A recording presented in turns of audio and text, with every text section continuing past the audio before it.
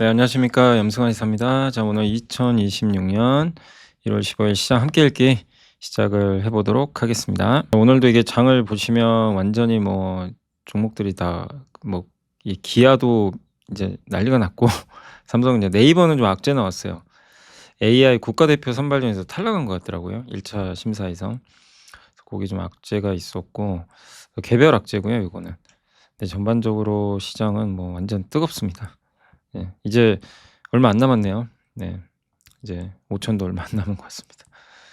자, 오늘 이제 빨리 한번 해 볼게요. 미국 마감 시황하고 오늘의 차트, 세계 최고 이익 증가율의 코스피, 그다음 기준금리 동결 결정 사실상 이제 금리 인하 끝났다.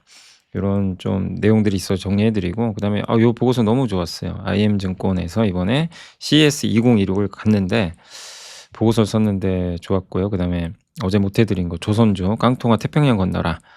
현대 HD 현대그룹 신형 간담회 리뷰. 요게 이제 조선주들 리뷰고, 좀 BTS 뭐 얘기 좀 있고, 그다음에 호텔, 요건 호텔이고, JP모건 헬스케어 컨퍼런스에서 나왔던 얘기, 지주사, 그다음에 트럼프, 요건 이지바이오 얘기예요. 그다음에 현대건설, 그다음에 공시는 한미반도체, 대한조선, 하나엔진, 한화, 컴투스 설명드리겠습니다. 일단 스콧 베센트 재무장관이 뭐 발언한 게 환율에 영향을 줬고요. 오늘 미국은 기술주, 금융주는 좀 울상이었습니다. 원화도 올랐는데 이들은 좀 빠졌고, 어쨌든 필라델피아 반도체 지수도 빠졌고 3대 지수 모두 하락했습니다. 그리고 선물도 좀 빠졌고, 예, 환율도 좀 하락을 했습니다. 이게 스콧 베센트 장관의 효과죠. 그래서 기술주는 매도세가 확대됐고 은행주도 안 좋았고요. 예. 금은 가격은 사상 최고가, 비트코인도 급등. 베센트 재무장관은 원화 약세에 어울리지 않는다, 이렇게 표현을 했습니다. 그래서 오늘 이제 미국 시장은 이렇게 정리를 빨리 한번 해 드릴게요. 그러니까 다우, 나스닥, S&P, 반도체, 뭐 환율 떨어지고 금은 가격 많이 오르고, 예, 지정학적 리스크 좀 완화됐고, 거기 비트코인은 다시 오르고, 근데 기술주 다 안 좋죠. 은행주까지. 요렇게 요게 사실 답니다, 오늘. 세부 내용은 조금만 더 말씀을 해 드릴게요. 근데 오늘 이제 미국의 브로드컴, 테슬라, 엔비디아, 오라클 빠졌는데, 엔비디아는 미국 정부가 H200 칩에 중국 수출을 공식 승인했는데도 중국 세관 당국이 해당 칩의 입국을 허용하지 않고 있다는 그 로이터 보도 때문에 주가가 좀 밀렸다고 합니다. 예. 그러니까 기껏 수출을 해 놨더니 그거를 허용을 안 하겠다. 애매한 거죠.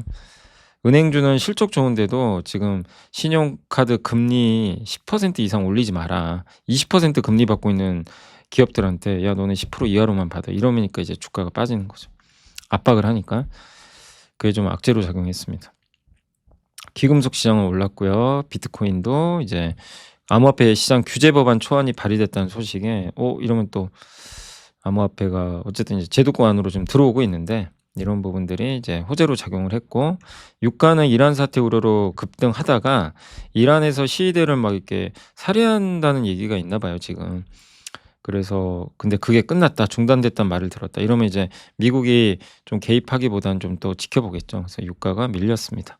그리고 상호관세 위법이냐 아니냐 요 부분에 대해서 미국 연방대법원이 원래 판결 내리려고 그랬는데 또 연기했대요. 자, 스코페센트는 최근 원화 약세에 "야, 어울리지 않다. 너네 한국 탄탄한 국가인데 왜 지금 이렇게 환율 약한 거는 어울리지 않는 것 같다." 그래서 미국 재무부가 홈페이지에 공개를 했어요, 이거를.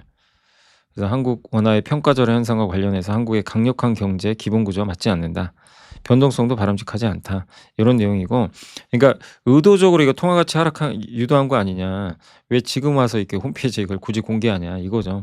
근데 우리나라 입장에서도 지금 환율이 올라가면 부담되고, 한국이 미국에 연간 200억 달러 투자하잖아요. 예, 베센트 장관 입장에서도 원화가 너무 약한 게 좀 부담이에요. 저렇게 환율이 올라가잖아요. 그러면 우리가 합의를 했거든요. 연간 200억 달러 투자 안 해도 돼요. 예. 그 밑으로 해도 됩니다. 그 조건이 들어가 있어요. "원화에 영향을 주면 금액은 조정할 수 있다." 그러니까 이제 다 저걸 투자하길 바라잖아요. 그럼 원화 가치가 올라야죠. 환율 떨어지기 원하는 거죠. 일본도 재무상이 나서서 엔화 약세 속도 조절을 시사했다고 합니다. 그래서 저희 저런 부분 때문에 빠졌고, 어쨌든 근데 지금 환율 오른 건 이 개인 투자분들 지금 연초에요, 미국 주식 엄청 사고 있어요. 해외 ETF나. 예, 실제 데이터가 있더라고요. 환전 수요가 되게 많대요, 달러로. 그게 사실은 좀 커요. 그래서 저 발언 때문에 환율이 계속 빠지긴 어렵고, 결국 그 환전 수요가 줄어야 되는데 이게 연초부터 좀 강하니까 그게 바뀌지 않는 이상 환율이 쉽게는 안 떨어질 거예요. 근데 좀 시간이 걸리겠죠 약간은. 그래도 1,480원은 안 된다라는 인제 의지를 좀 보여준 거 아닌가 이렇게 보여지고 대형 은행주들 뭐 실적은 좋았는데 아니 좋아요 이렇게. 주가 다급락했습니다. 이유는 아시죠? 아까 설명드린 대로 트럼프의 규제. 연준 의원들의 발언도 있었습니다. 카시카리 미니애폴리스 연방은행 총재는 "금리 인하 좀 자제하자. 지금 그 중소득 가정의 지출이 경기 침체다. 이들 힘들다." 왜? 물가 때문에. 그래서 금리 내리면 안 된다는 거죠. 경제 전망이 유지된다면 펄스는 그 "추가 금리 인하해야 된다. 이제 인플레 완화된다." 이렇게 했고 스티브 마이러는 굉장히 공격적으로 "금리 인하해야 된다." "왜 안 하냐?" 이렇게 좀 연준 내에서도 의견이 갈립니다.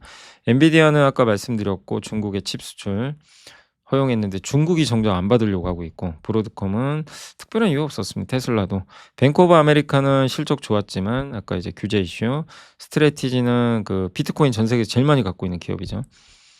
리비아는 UBS가 투자 의견을 중립에서 매도로 하향 조정하면서 급락을 했습니다.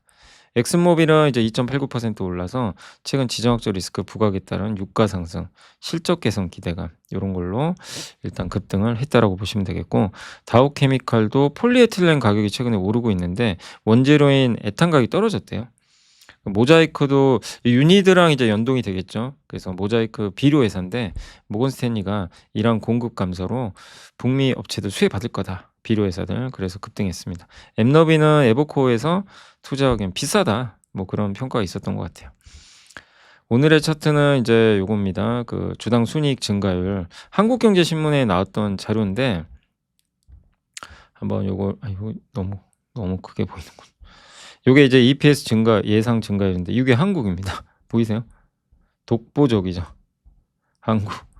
그다음이 대만, 미국, 인도, 베트남, 독일, 호주, 중국, 일본. 이들보다 근데 왜 우리가 밸류가 왜 낮은 거예요? 54.3% 급증. 증권사 3곳 이상이 실적 추정치 한 거 올해 무려 338조 벌 것 같아요. 작년에 230조예요. 우리나라 순이익이. 역대급입니다. 근데 이렇게 또 연초 이후에 EPS 추정치가 10.8% 올랐잖아요. 이익이 올라간 만큼 지금 주가 오른 거예요. 그러니까 여러분들이 생각할 건 하실 건 뭐냐면 주가 자꾸 오르니까 부담되잖아요. 아 이제 팔아야 되나? 그리고 어제도 질문 중에 2분기에 약세장 온다는데 급락장 온다는데 이거 현금해야 되는 거 아닙니까? 막 이런 질문도 많은데 모른다니까요. 그거 아무도 모르고 그리고 저는 왜 건전하다고 생각하냐면 이익이 올라가면서 같이 따라가는 거예요. 그러니까 이익 오른 만큼 지금 지수 오른 거예요. 그러니까 PER은 안 바뀌는 거예요. 이렇게 주가 오르는데 PER은 그대로예요. 10배 초반. 예. 그래서 부담이 없는 거예요. 근데 이게 반대로 간다면 이익이 꺾이고 막 이러면 이제 비싸지는 거죠. 그건 아니기 때문에 아직은 괜찮다. 이렇게 좀 보시면 좋을 것 같아요. 그러니까 너무 부담을 가질 필요는 없다. 예. 그래서 아무튼 삼성전자 영업이익 추정치 계속 오르고 뭐 어디까지 오를지 저도 모릅니다. 외국계는 더 공격적이죠. 이건 뭐 많이 말씀드렸고 TSMC 이것도 말씀드렸죠 그때. 시가총액 2,500조인데 삼성전자 900조, 하이닉스 600조. 이익은 삼성이 더 많을 거예요. 예. 조선주도 올해 이익 전망 46.3% 급증. 방산대장주 하나에어로도 46.7. 아니 조방은 다 이렇게 원전은 아니라 하더라도 원전주는 아직은 실적이 뭐 잡히긴 좀 어렵지만 조선방산은 숫자들은 좋거든요. 그래서 올해 EPS 이렇게 높은데 PER 10배. 좀 제가 봤을 때는 좀 과도한 저평가 아닌가 아직도. 그러니까 좀 이게 좀 그러실 거예요. 아니 저렇게 주가 올랐는데 무슨 저평가냐 이러신 분도 계시겠지만 이게 팩트예요. 이익이 올라서 그렇다니까요. 주가는 EPS 곱하기 PER. EPS가 이렇게 올라가니까 예. PER은 안 올라가는 거예요. 지금. 그래서 이게 부담이 없어요 지금. 그래서 우리가 좀 이제 우려되는 건 그거죠. 이제 이익 추정치가 꺾일까 봐. 이제 그러면은 주가가 한번 부러질 수도 있는 거죠. 근데 아직은 그건 아니다. 계속 상향되고 있다라고 보시고 그다음에 요게 1월 16일 아니죠. 1월 15일. 자, 기준금리 동결됐습니다. 금리 인하 11월에 이렇게 얘기를 했어요. 금리 인하 가능성 열어두지만 추가 인하 언제 할지 모르겠다. 근데 이제 이 문구를 없애버렸어요. 금리 인하 안 하겠다는 얘기입니다. 당분간. 만장일치 동결이고 지금 물가는 다소 높아진 가운데 성장은 불확실하다. 이게 11월 얘기입니다. 근데 이번 1월에는 물가 상승률도 안정, 성장은 개선세. 되게 좋은 얘기를 한 거예요. 괜찮구나. 물가 안정의 경기 성장. 이건 골디락스라 아주 좋은 거죠. 지난 11월에는 좀 불확실하다고 했는데 이번 1월에는 반도체 경기 상승세 확대 예상보다 양호한 주요국 성장 흐름, 상방 리스크 굉장히 커졌다라고 발표를 했습니다. 다만 환율이 좀 문제래요. 예, 그래서 환율이 좀 부담된다. 요 얘기는 계속 이창용 총재가 환율 얘기 엄청 했어요. 이거는 우리나라 경제 문제가 아니고 자금 유출 때문이다. 그래서 좀 환율이 좀 오른다. 이렇게 좀 결정을 얘기를 하셨고, 아무튼 예, 환율은 부담되지만 성장은 좋고 물가는 안정화 되니까 금리 인하 굳이 할 필요 있냐. 거기다 환율 여기서 금리 인하하면 환율이 또 오르거든요. 굳이 할 필요 없다는 거 아니냐. 이제 이런 거고.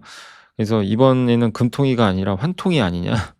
이렇게 좀 불릴 정도로 환율 관련된 내용이 많았다고 합니다. 이 메리츠의 윤여삼 연구원님은 환율이 높아도 물가 부담으로 전이되는 과정이 없어서 한은은 2% 초반대 지금 물가만 유지된다면 금리 인상할 필요 없다. 그러니까 금리 인상까지 걱정할 필요는 없어요. 1,500원대 중반까지 가면 충격을 줄 수 있지만 아직 그 정도는 아니고, 그리고 현재 원화 약세가 해외 투자 매력을 과잉평가한 자기 실현적 약세라는 심리적 요인까지 작동하고 있다. 이렇게 좀 언급을 했습니다. 그래서 금리 인상 염두에 둔 투자는 좀 공포 심리가 과대한 투영이다. 예. 한마디로 지금 해외 투자를 많이들 하시잖아요. 여러 이유는 있어요. 예. 근데 그런 것들이 어우러지면서 환율이 올라가는 건데 이걸 가지고 우리가 그냥 금리 인상까지 염두에 둘 필요는 없다. 이렇게 좀 보시면 좋을 것 같아요. 하나투자증권의 김성수 연구원님도 사실상 금리 인하 끝났다. 예. 이렇게 좀 보고 있습니다. 그러니까 당분간 동결로 계속 갈 것 같아요. 인상은 아니고요. 예. 동결보다는 그러니까 그 인상보다는 동결이 장기화된다. 근데 내용은 괜찮아요. 경기 괜찮고 물가 안정화. 근데 환율이 걱정. 근데 환율도 결국 환율 같은 경우는 펀더멘털 문제는 아니니까 좀 수급적으로 이게 해외에서 우리나라로 돈이 더 들어오든가 서학개미분들의 미국 주식 투자가 좀 줄어들면 안정화되겠죠. 그래서 저는 시간 문제라고 보거든요. 예, 당장 아니더라도. 그래서 너무 금리 인상까지는 우려하지 말자. 예, 왜냐하면 환율이 너무 오르잖아요. 금리 인상할 수도 있거든요. 근데 그 정도까지는 아닌 것 같습니다. 그래서 그런 좀 금통위 정리 한번 해드렸고요. 그다음에 오늘 이제 보고서 좀 몇 개 소개해. 이게 뭐냐면 이제 IM증권의 리서치 본부에서 이번에 CES 갔다 오셨는데 기술이 모밀 갖게 우리 함께 배우기 요즘에 한참 하고 있잖아요. 이제 그거 관련해서 좀 뭐 우리 공부했던 그러니까 우리가 미리 공부해 놓으면 참 좋은 게 이런 보고서 보기가 너무 편해요. 이해가 쏙쏙 돼요. 제가 읽자마자 우리 최근에 공부했던 내용들하고도 예, 있고 더 보충된 내용도 있고 되게 좋았어요. 그래서 다시 한번 이제 이런 거 써 주셔서 우리가 여기 CS 2020 갔다 오려면 돈이 많이 들어요. 이런 걸 통해서 공부하니까 좋고 저희 우리도 이제 히토류 공부 한번 해 봤잖아요. 근데 여기도 이제 히토류 중요하다. 트럼프가 왜 그린란드를 편입하려고 할까? 여기 히토류가 많아요. 베네수엘라도 있어요. 예. 그 히토류 장악한 중국의 힘이 무섭죠. 네오디뮴 자석이 영구 자석에 들어간 거 아시죠? 이게 일반 자석의 10배 이상의 자성을 갖고 있어요. 소형화, 경량화, 고유를 하는데 굉장히 필수적입니다. 그래서 모빌리티 로보틱스의 그 핵심 자원 중에 하나인데 이런 이제 영구 자석이 들어가요. 이렇게. 그래서 이게 일반 자석이고 네오디뮴인데 이 왼쪽에 네오디뮴 보이세요? 이거? 이게 자력을 일반 자석과 비교가 안 되죠. 이 정도 자력이 있어요. 그러니까 이걸 쓰는 거예요. 로봇 같은데. 특히 손가락 안에 여기 관절의 지름이 0.1cm 수준의 마이크로 모터가 콤팩트하게 들어가 있어요. 거기 모터가 들어가 있어요. 저걸 하려면 네오디뮴이 반드시 필요한데 단점이 있어요. 열에 약해요. 그래서 디스프로슘을 넣어줘야 돼요. 이거 다 장악한 국가가 중국입니다. 그래서 휘둘리는 거예요. 로봇손이 24시간 작동하면 손가락 가장에 전류가 흐르면 열이 누적되면 이게 못 써요. 디스프로슘이 반드시 있어야 됩니다. 이거 없으면 수명도 준대요. 요런 데 있죠. 손가락 센서. 여기 들어가는 거예요. 현대차 그리고 이제 현대차 그룹이 이포레스트 스마트 팩토리 공장 그 미국 조지아주 공장 이름이 HMG MA입니다. 현대차 그룹의 그 아마 전기차 전용 공장으로 만들었는데 하이브리드도 만들고요. 이번에 이제 IM증권이 느끼고 돌아온 인사이트인데 글로벌 이제 G2 미국과 중국의 패권 전쟁은 진행 중이다. 중국은 국가 자본주의, 미국은 시장 자본주의. 근데 미국도 국가 자본주의 같아요. 제가 봤을 때 요즘에 국가 개입하잖아요. 예. 그리고 그 중국 기업에 대한 배타적 분위기 속에서 한국의 역할론이 지금 부각되고 있다. 이렇게 보시면 되겠고 CES에서 위상이 좀 크게 강화됐다. 예. 그러니까 중국의 이 배타적 분위기 저도 옛날에 2018년도에 한번 간 적이 있는데 저 또 한번 가 보고 싶네요. 아무튼 한국의 역할론이 좀 부각이 되고 있대요. 그때 제가 갔을 땐요 진짜 중국이 너무 많았어요. 깜짝 놀랐어요. 이게 무슨 중국 CES인지 알았어요.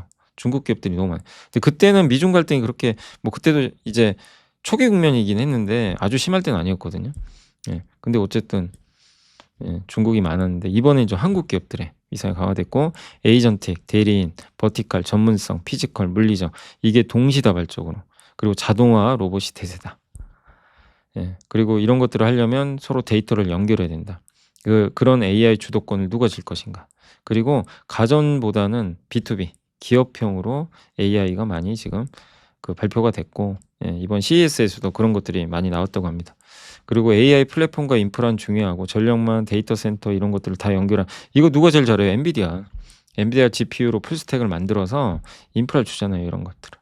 그러니까 미국 기업이 대단한 거죠, 이런 면에서. 그리고 이념과 체제의 동질성이 경제적 이득보다 앞설 수 있을까? 지금 원가보다. 그러니까 중국 거 쓰는 게 제일 싸거든요. 근데 이제 쓰기 어려워요. 서방 세계 기업들은. 예, 어렵죠. 그래서 우리 걸 써야 되는 거죠. 우리나라가 더 모든 면에서 중국을 대체할 수 있는 거잖아요. 그리고 중국 제품의 침투는 계속 이어지긴 한다고 합니다. 유럽과 일본은 존재감이 떨어져요. 예. 그러니까 미국 동맹국 중에서 잠깐만요. 제 얼굴이 왜 이상하게 나오죠? 그러니까 미국의 동맹국 중에서 한국보다 제조업이 이렇게 중국 빼고 잘하는 그러니까 중국은 동맹국이 아니니까 잘하는 국가는 없어요. 예, 유럽, 일본도 안 됩니다. 네. 미국 제조업 기업의 CES 노출도는 약화됐고 반면 빅테크의 역할은 커지고 있다. 중국은 세계 제조업 공장임 다시 한번 확인했고 로봇의 이동의 물리와 작업의 물리 간 괴리가 심하다. 이걸 통합해야 된다. 이거를 지금 현대차가 하려고 하는 거잖아요. 그래서 보스턴 다이내믹스는 왜 엔비디아의 제휴에 구글 딥마인드까지 결합을 했을까? 훈련소가 있대요. 그러니까 보스턴 다이내믹스 하는 게 세 개예요. 그러니까 무조코라고 하는데 이게 훈련소. 그러니까 로봇이 여기서 이제 구글 딥마인드 건데 먼저 아기가 이제 아장아장 걸어야 되잖아요. 그런 것처럼 학습 훈련을 해야 돼요. 먼저 훈련. 예. 그래서 기본 운동신경을 배워야 돼요. 그리고 나서 엔비디아의 가상 공장에 들어간대요. 여기서 아틀라스를 구동하는데 얘가 이제 로봇의 객체 움직임에 주목했다면 얘는 이제 가상 공장 수백 대의 로봇이 한 번에 움직여야 될 거 아니에요. 그거를 이제 컨트롤하는 그런 거라고 합니다. 그러니까 엔비디아 플랫폼에 들어가서 가상 공장에서 그러니까 나 혼자 먼저 훈련소에서 학습한 다음에 내 친구들하고 이제 같이 접목해서 같이 이제 엔비디아 공장에 들어가서 거기서 또 훈련 받고 그다음에 이제 구글 딥마인드 지능을 넣어줘요. 제미나이 요거를 넣어서 이제 이전에 아틀라스는 정해진 대로 갔는데 이 AI 지능형을 넣어주면 어떻게 바뀌어요? 얘가 알아서 해요.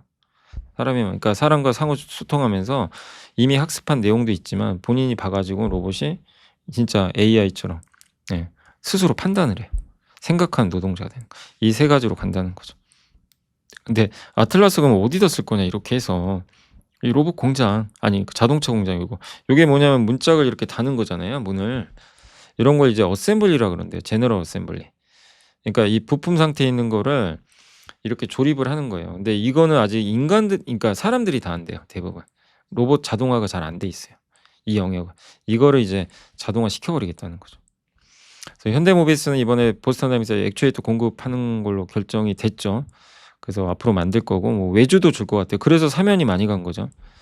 HL 만도는 로봇용 액추에이터 이미 만들어서 납품을 하고 있고 다만 휴머노이드용은 28년부터 양산 들어갑니다. 27년에 들어간다는 얘기도 있고 테슬라 또 수주도 기대하고 있어요. 이렇게 생겼어요. 만도께. 그리고 피지컬 AI 시대의 종합 부품사 중에 하나고 제가 이 보고서 보면서 우리가 이제 많이 배웠던 내용도 있는데 삼성전기를 좀 다시 보게 됐어요. 안 그래도 이번에 함께 배우기는 이번 주에는 삼성전기를 하려고 하는데 MLCC 해가지고 그래서 삼성전기가 피지컬 AI 시대의 종합 부품 업체로 재정의할 수 있다. 카메라 만들죠. MLCC 만들죠. 기판 만들죠. 이게 로봇하고 자율주행이 다 들어가요. 이게 라이다 센서죠.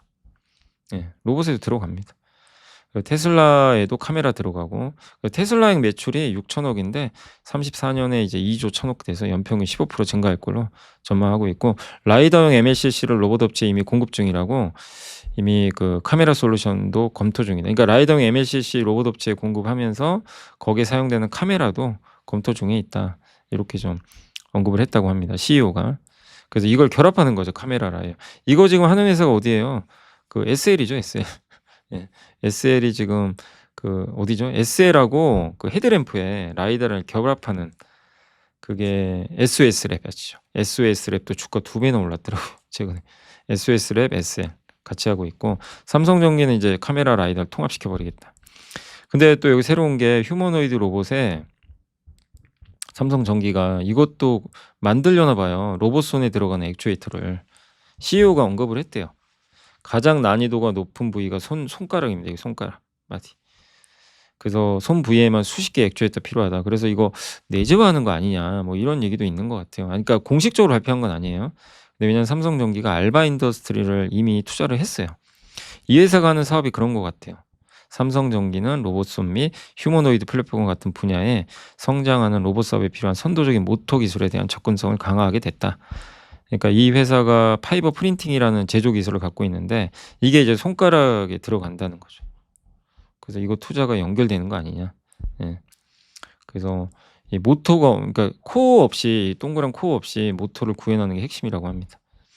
그리고 플립칩 BGA도 대덕전자랑 이제 경쟁이죠, 어떻게 보면. 삼성전기도 하는데 업황이 빠르게 터닝하고 있대. 원래 풀가동을 27년으로 예상했는데 이번에 CEO가 올해 아마 이제 되는 거 아니냐, 풀가동이. 그렇게 언급을 했다고 합니다. 증설도 기대되고. 이거 증설도 하면은 이제 기가비스한테 좋은 거죠. 이게 다 연결되시죠. 대덕전자도 좋고. 알파마에는 카메라 입력부터 작동 출력까지 전관형에 걸쳐 합숙됐으며 카메라로 촬영한 수많은 주행 데이터, 사람이 운전하는 걸 보면서 자율주행 시스템을 이제 제어하는 거로. 이 엔비디아의 자율주행 시스템이에요. 테슬라는 따로 하고 엔비디아는 알파마요를 자율주행 시스템으로 내놓은 거예요. 그래서 왜 그렇게 운전을 해야 되는지를 스스로 생각할 수 있게 한 추론형 자율주행이라고 합니다. 그래서 센서 입력을 받아서 뭐 카메라가 이렇게 보거나 센서가 봐서 뭐 브레이크를 밟을지 휠을 돌릴지 뭐 이런 것들 결정하는 거죠. 그래서 알파마요의 뇌는 엔비디아 베라 루빈이 담당을 한대요. 벤츠에 여기에 탑재됩니다. 그래서 이제 운행을 할 거예요. 근데 이제 테슬라는 여기 F1이고 엔비디아는 뭐냐면 일일이 학습을 해요. 하나씩 학습하고 학습하고. 여기가 더 유리하게는. 여기는 완전 실주행 데이터. 여기는 이제 책상에서 공부한 데이터죠. 그렇게 해서 가정을 해서 이렇게, 너 이런 상황에서 이렇게 이거고, 여기는 사람이 똑같이 운전하는 거 똑같아요. 우리 눈치 보면서 처음에 운전 배우잖아요. 막 이럴 땐 이렇게 해야 되고 미리 학습하지 않잖아요. 그런 경우도 있지만 운전을 하면서 경험이 쌓이죠. 그게 테슬라 방식이에요. 엔드 투 엔드 방식이라 그러죠. 그래서 그런 내용이니까 참고를 해주시면, 요거는 이제 거기에 관련된 그런 이제 내용이라고 보시면 되겠습니다. 비교한 거고. 근데 어쨌든 엔비디아 알파마요는 실주행 데이터가 없단 말이에요. 그러니까 안 믿어요, 사람들이. 야, 저거 진짜 쓸만해? 알파마요 써서 사고 안 나면 테슬라는 위협적이죠.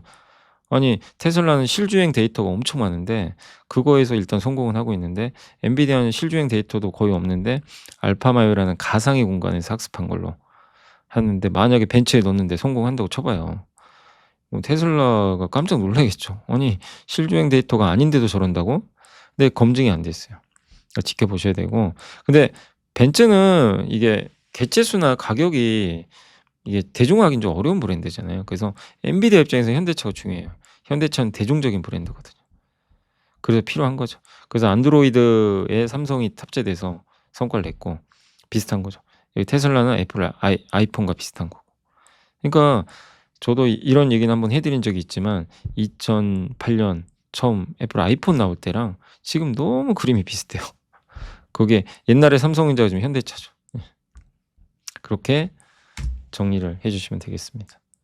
이해가 되시죠? 예. 그래서 뭐 더 많은 내용이 있지만 제가 핵심적인 걸 뽑아봤습니다.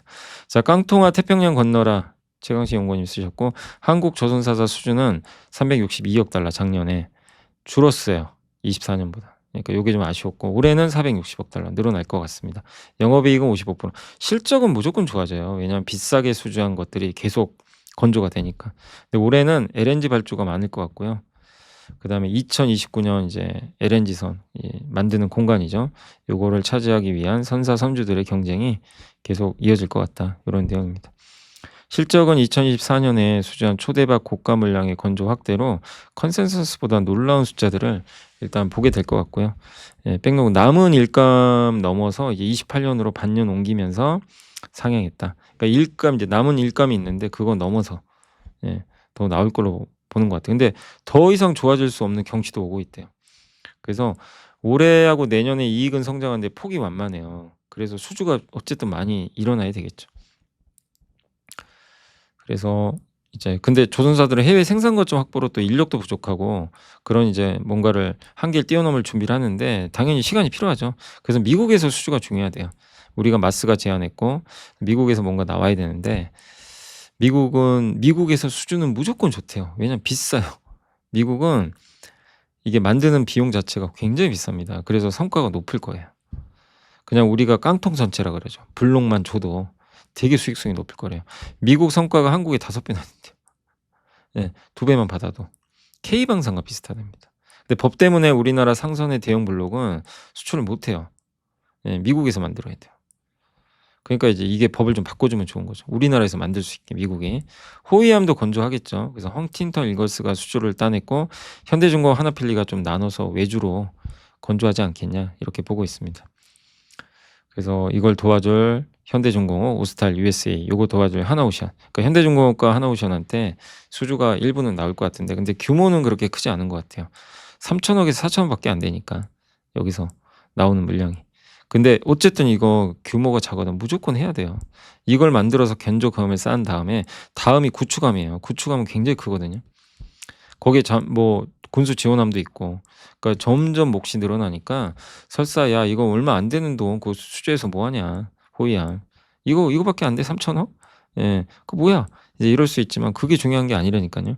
받아서 만들어서 경험 쌓고 나아가야죠 구축함. 예. 그러면 레벨이 달라지는 거죠. 미국 시장이 굉장히 앞으로 크게 커질 텐데 그 비싸다니깐요 미국은 단가가. 예. 그래서 너무 수주가 좀 적더라도 미국 쪽에서 나오는 게 실망하지 말자 뭐 그렇게 볼 수 있는데 어쨌든 법안이 통과돼야 됩니다. 요게 좀 우선순위다. 미국에서 배를 만들 수 있는. 자 조선주는 일단 현대그룹 신년 간담회 리뷰가 있었는데 2026년 협상 수주 목표를 268.3억 달러로 제시를 했고요. 계획 대비로는 현대중공업 62.4, 현대사모가 10.4%, 한국조선해양이 14% 증가한 수치입니다. 수주 잔고 3년치 유지하고요. 동남아나 이런 데 인도, 페루에 대해서 협력 진행되고 있고 미국 사업도 기대된다. 이번에 신년 간담회는 좀 괜찮았던 것 같아요. NH의 정현석 연구원님도 수주 목표가 실제 수주 금액 작년 대비 17.5% 증가한다. 예상보다 괜찮대요. 예. 글로벌 상선 발주량도 과거보다 많을 거고. 단가 높은 올해는 LNG선 기대해 보세요. 그리고 특수선 수주 목표를 상향한다. 캐나다 잠수함, KDS 이거는 아직 어떻게 될지 몰라요. 캐나다 잠수함과 이제 국내에서 하는 프로젝트죠. 요게 최종 사업자 결정이 아직 안 됐는데 그게 아직은 불확실하잖아요. 그래서 그건 뺐대요. 그거 빼고도 많이 있대요. 함정 수출 계획안. 그 신영의 연경화 연구원님은 우리나라 조선사들이 이제 확장하고 있대요. 해외에 투자를 많이 한대요. 하나오션이 필리조선소, 그 현대중공업이 이제 옛날에 현대미포죠. 동남아 기지 만들고 있고 확장하고 있고.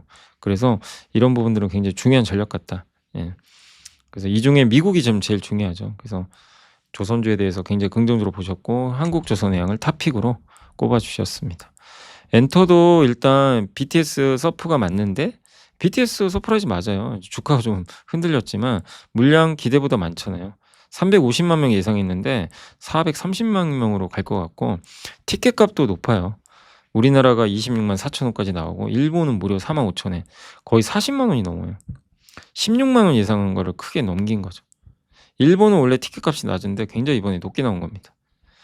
그래서 매출 1조 원에서 1.3조로 올려버렸어요. 기여도를.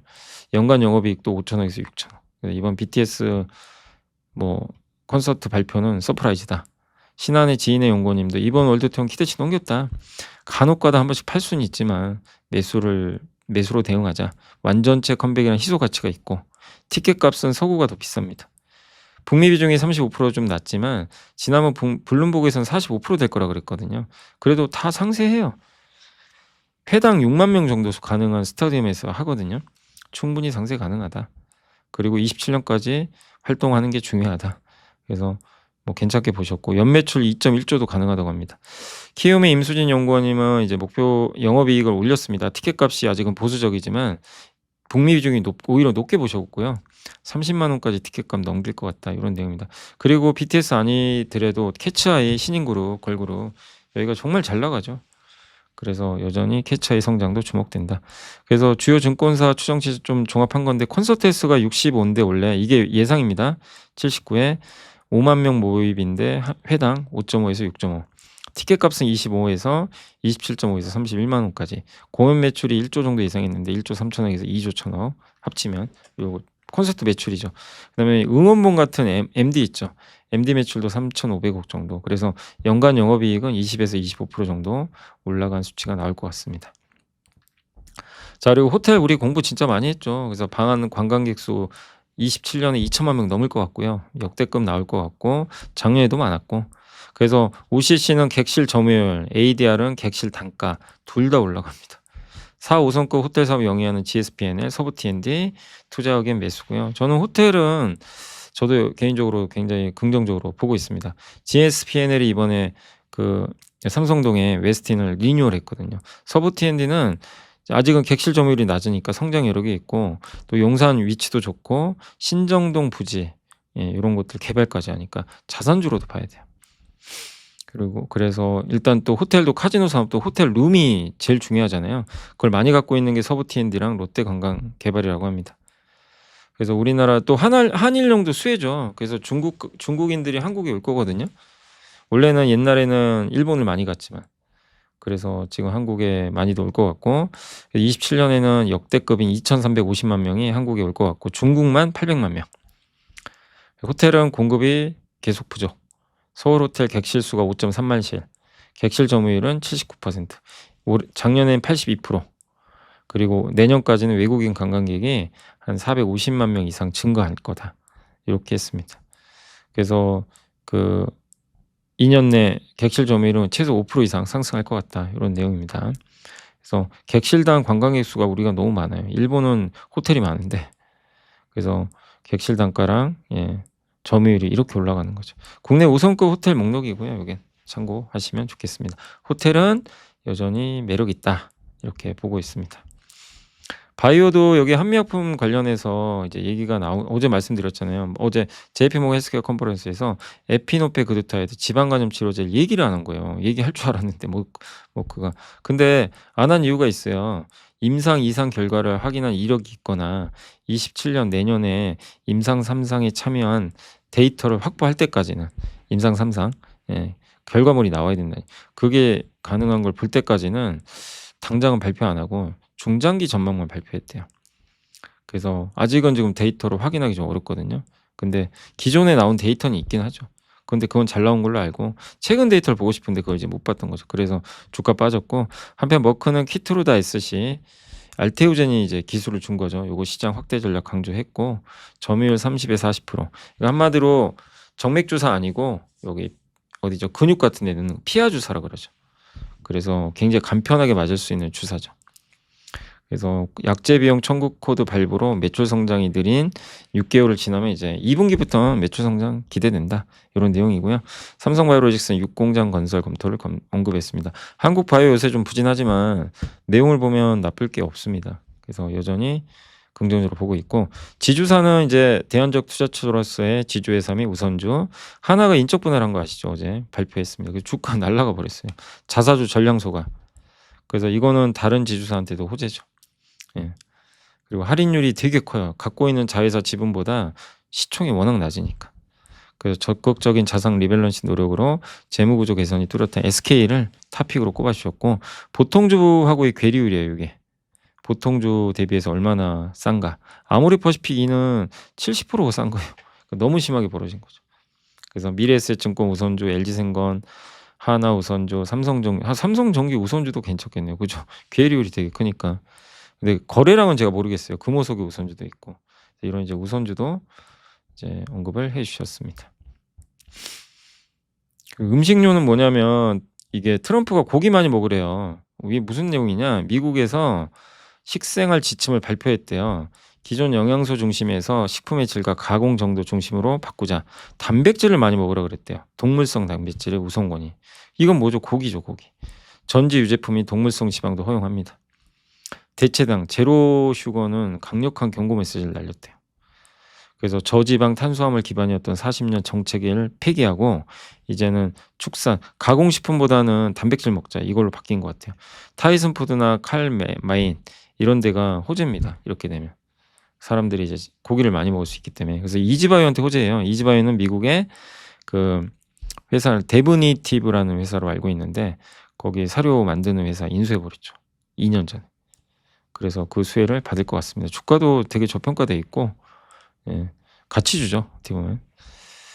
자, 이제 기업 분석, 예, 현대건설밖에 없어요. 오늘은 예, 좀 시간이 좀 부족해서 이거 하나만 했고, 이 신용주권의 박세려 연구원님이 15만 원 제시했어요. 현대건 급등하면 보통 애널리스트가 뒤늦게 목표주가 따라 오르는데 여기에 변명거리 붙이는 게 아니라 지금 분명히 정당화되는 게 맞다.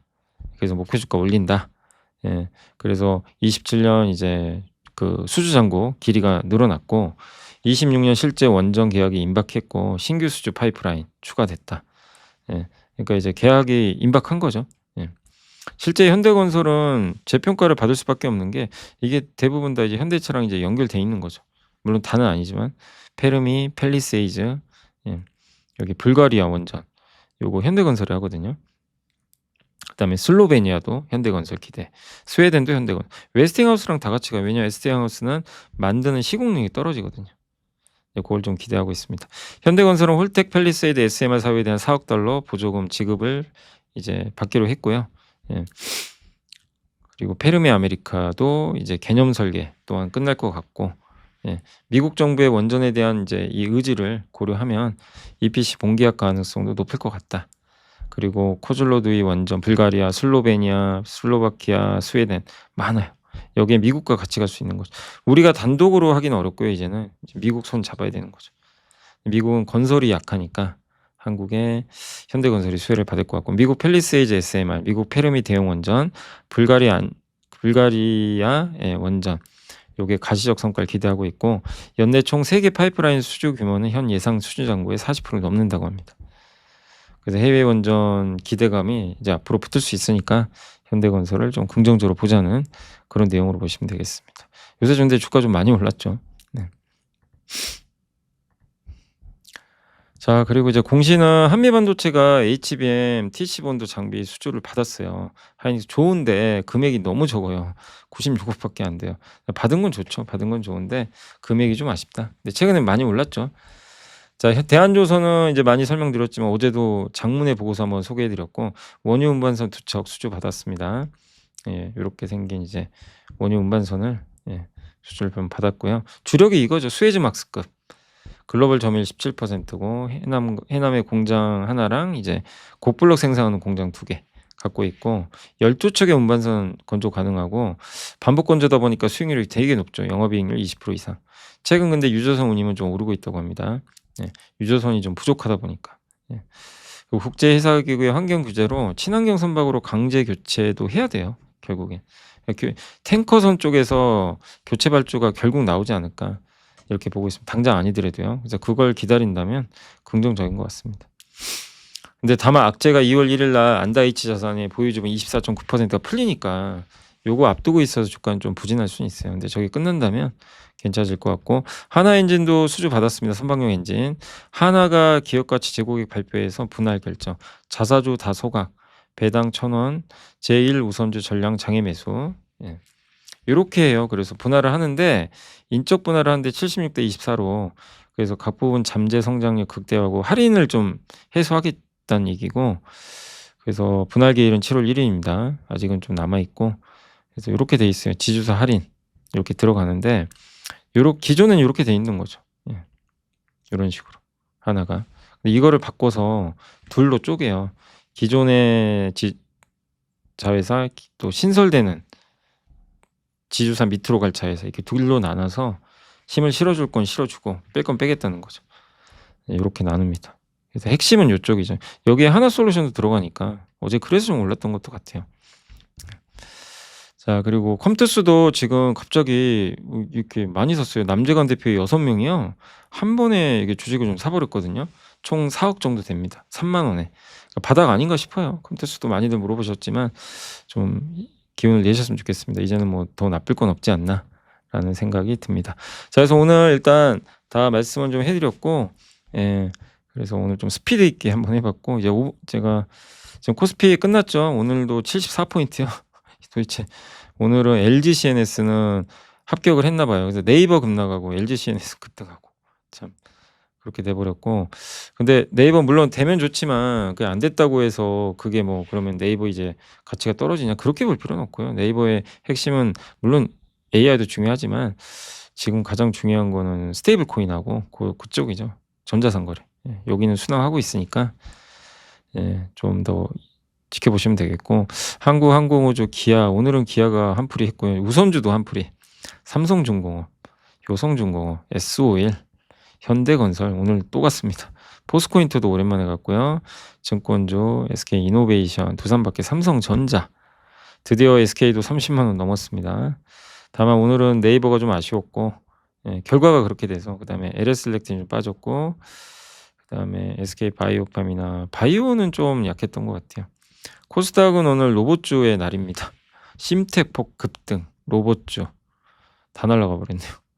그다음에 사면은 많이는 못 갔고, 반면 오늘은 소부장이 좀 약했어요. 예, 소부장하고 일부 바이오 좀 약했다라고 말씀을 드리겠습니다.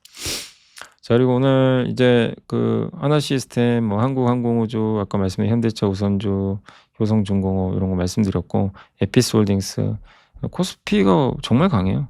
네, 코스닥보다는 확실히 여전히 견조한 모습입니다. 로봇주 위주로 한국 PIM 상한가 갔어요. 뭐죠 이거?